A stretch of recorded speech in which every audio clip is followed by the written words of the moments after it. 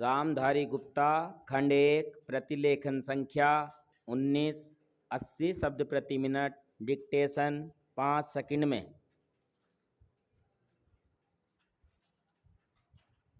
Start. महोदय, जब तक हिंदी भाषी हिंदी को हृदय से स्वीकार नहीं करते तब तक वह राष्ट्रभाषा का स्थान नहीं पा सकती, और यह तभी हो सकता है जब वे यह समझे कि इसमें उनका भी योगदान है और उन्होंने इससे केवल लिया ही नहीं बल्कि इसे कुछ दिया भी है, और उन पर कोई दूसरी भाषा लादी नहीं गई है बल्कि यह उनकी ही भाषा है।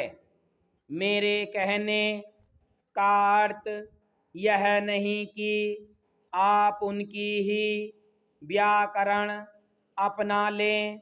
इसका अर्थ यही है कि आप उदारतापूर्वक जितना ले सकते हैं ले लें। भाषा इसी प्रकार बन सकती है, यह भी आवश्यक नहीं है कि उसको स्वीकार करने पर आप वहीं लिखना आरंभ कर दें, परंतु जो वे लिखें उसको आप गलत न समझें। आज किसी भी भाषा का रूप वही नहीं है जो उसके प्रारंभिक काल में था। उसमें परिवर्तन होता रहता है। हिंदी के इतिहास में भी आपको यही बात मिलेगी।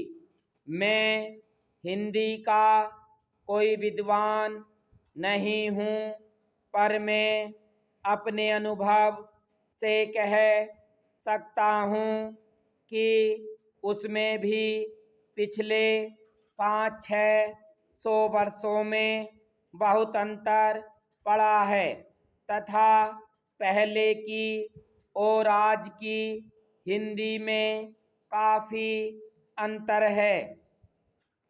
इसलिए नवयुग में जब वह देश की भाषा बनने जा रही है तो उसमें थोड़ा अंतर करना भी पड़े तो वह स्वीकार कर लेना चाहिए, जिससे उसका अन्य प्रदेशों के लोगों के साथ मेल बैठ जाए। कई हिंदी भाषी लोगों ने भी हिंदी की काफ़ी सेवा की है। आपके राज्यपाल महोदय हिंदी भाषी हैं और उन्होंने अपनी भाषा की बड़ी सेवा की है। यह भी हिंदी के पक्ष में थे और उन्होंने बड़ा योग दिया, जिसके कारण हम संविधान सभा में सफल हो सके। इनका भी यही विचार है जो मेरा है।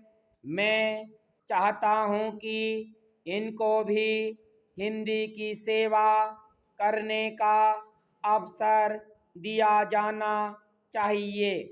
उसका फल हिंदी के लिए और देश के लिए अच्छा ही होगा। मानपत्र में आपने संस्कृत के संबंध में कहा है। मैं मानता हूँ कि हमारे देश में संस्कृत का अध्ययन आवश्यक है, क्योंकि देश की सभी भाषाओं का स्रोत वही भाषा है। संस्कृत से हमारा संबंध अटूट है इसकी पढ़ाई लिखाई कम हो गई है, यह हमारे लिए दुख की बात है। मैं आशा करता हूँ कि उसकी उन्नति होगी। स्टॉप।